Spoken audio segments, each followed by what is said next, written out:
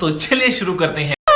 Excuse me ma'am, तपाईको नाम भन्नुस् त मलाई। मेरो नाम विनिता हो सर। किन र? विनिताजी, तपाईको बुढा र छोराले अघिदेखि मेरो दिमाग खाइसक्यो। तपाई चाहिँ के मूर्ति जस्तो हेरिरहनु भएको नि, केही भन्नु न।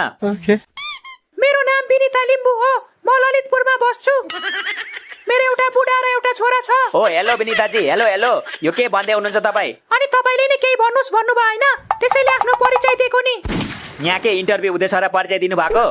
यो दुईजनालाई चाहिँ केही भन्नुस् भनेको। ए बुझे सर बुझे। ओइ दुईजना यहाँ सुन। प्रिन्सिपल सरले मलाई केही भन्नु भएको छ, तर के भन्नु पर्ने त्यो मलाई पनि थाहा छैन।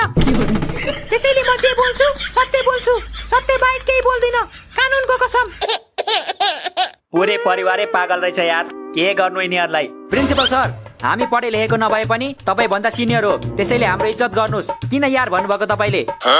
ल, मैले यार भन्दा तपाईहरुलाई समस्या भएको अनि पागल भन्दा चाहिँ के भएन? पागल त हाम्रो निकनेम हो नि प्रिन्सिपल सर।